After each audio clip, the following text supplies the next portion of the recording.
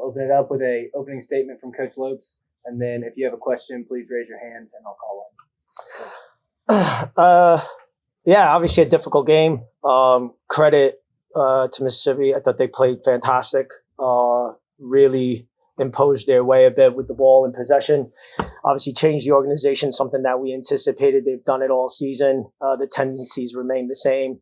And then I just thought we did a really good job adjusting second half, competed a little bit more. And then, really proud of the group. Obviously a moment there where we get caught in transition a bit, something that we had talked about with them, which I think they're excellent. They're excellent on the break. They got obviously players that can keep it, but I think they're most dangerous on the break. And we unfortunately got caught in a moment there. And then obviously in the second overtime, we threw everything at them. And the game, unfortunately, wish them all the best as they advance, and certainly doesn't take away from our season. And certainly proud of our group and the campaign that we put forth, especially these two individuals that are with me right now.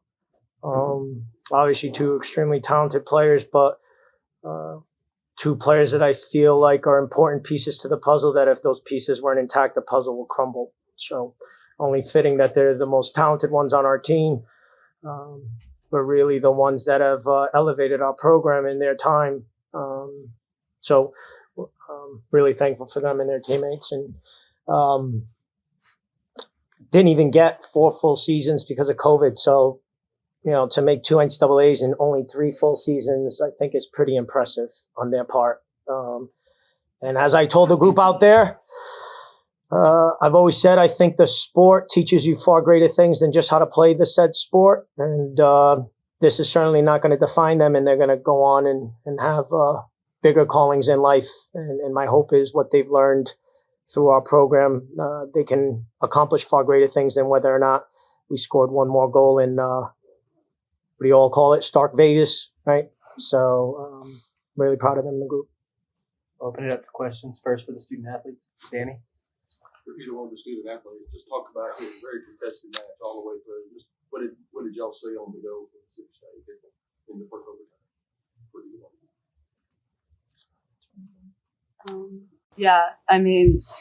You can obviously tell by the tears in our eyes that it's really upsetting, because we fully came here with the expectation that we were going to get a result. But I think that something we talked about going into the game was just having a really fast start and matching their energy, and I think we did that. And I think we played with them really well. We fought for first and second balls, and we worked really hard throughout the game to minimize their chances. And I think, like Coach said, in the first overtime, it just came down to that one moment in transition where they really hurt us, and we just weren't able to answer that. Yeah, and we talk about how thin the margins are. We're at the point where the top 64 teams are left, and so they just capitalized on the moment that they had, and we just fell a little short there. Alex? For either one of you, how tough was it playing against their defense? Because it seemed like just throughout the match, they weren't really allowing you guys to get a lot of chances on that. Yeah, we tried to get the ball in behind a lot, but they were playing a really good high line. They caught us offsides a few times, and they're just strong. They didn't want you getting through them, and so they did everything they could to not. But I think at the same time, we did a good job trying to unbalance them and giving them things they haven't seen before, maybe. And so I think it was a good matchup between us and them, definitely. Dylan?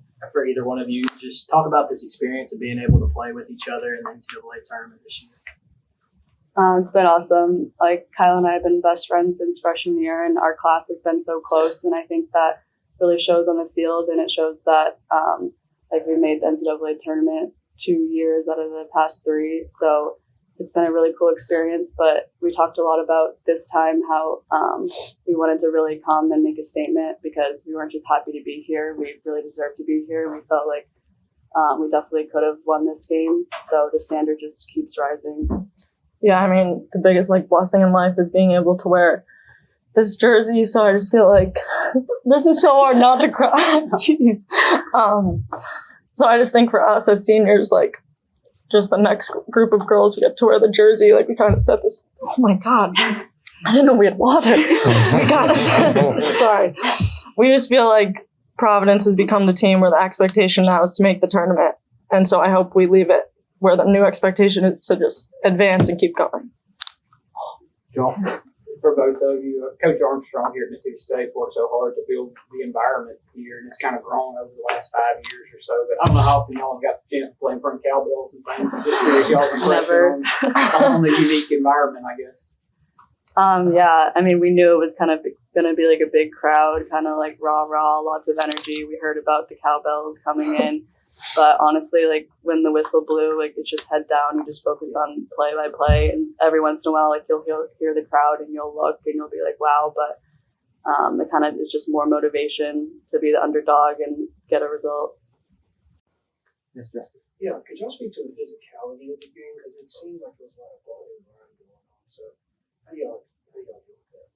Yeah, a lot of fouls called on us, which I found interesting, to say the least. But, I mean, I think they definitely were trying to compact the field and not let us play a lot. We typically are a team that spends more with the ball. So this was a bit different for us today. And I got to give them credit. They really compacted the midfield with 4 in there. We were trying to have different ideas out of the back and trying to unbalance the high line. I did think, though, it was a bit physical, one-sided a bit. But at the end of the day, that's part of the game. I don't think there was anything that was uncalled for or dirty or anything like that. I just felt it was a bit inconsistent throughout the match. And then credit to our group for trying to adapt to that to the best of their abilities. Anything else for the student athletes? Thank you, ladies. Thank you, Avery and Kyla. Y'all can be dismissed. Hold on. Sit down. I just want to I don't think, the program gets enough credit, what it's done. So I'm going to be on record here because the program deserves more credit than what it gets. And in particular, I think these two, the reason why they're up here is because I don't think they get enough credit. I think too often, too many times, we all fall a victim of the one who is getting the stats or scoring the goals or making the highlight play. And I've always been one that it's the ones that you rarely hear about, but if you remove them, none of this would happen. And that's 2 of these individuals right here. And aside from them not getting the credit that they deserve and being extremely talented, I'm just really proud of the people they've become. In our program, we always talk about the person comes first before the player. And just really proud of the young adult women they've become. And although there's stings right now that we didn't advance and we didn't get a result, I hope when time settles, they can look back with a sense of appreciation, not only what they contributed, but how contagious they were within our group. I've learned more from them than I think they've probably learned more from me this year. So I just wanted to thank both of you. Coach. Again, thank you, ladies. We'll let the student athletes be dismissed and open it for questions for Coach.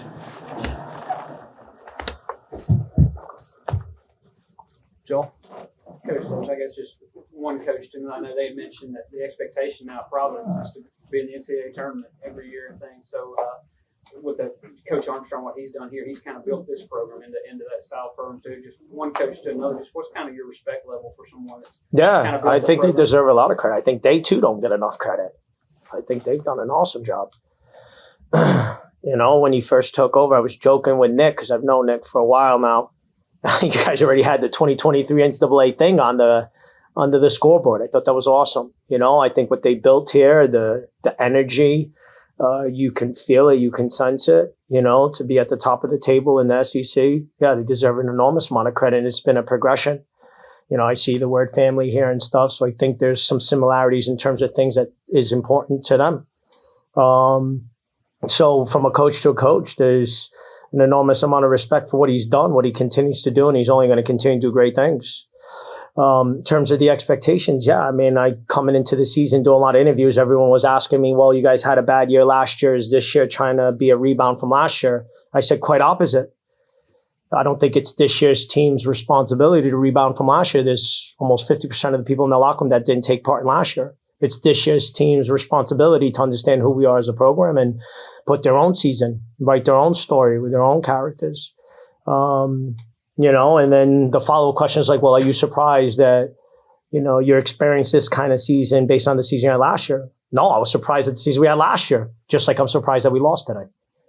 I just think that's just the level of the belief that I have in the group, in the staff, in the support staff, in the administration.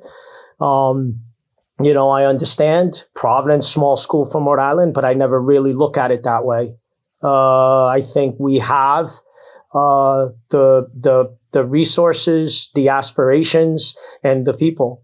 Although we may be small in size, we dream and act big, and proof's in the pudding. And yeah, I mean, look, this sucks right now, but hopefully this can be something where we take some time and then just learn from it, which we always do. And there's a lot of things we did great today, and obviously there's a lot of things we didn't do great today. And all credit to them. They certainly played a role in that.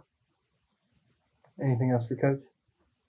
Okay. Thank you, Coach Yeah, Lopes. thank Once you. again, congratulations. I appreciate it.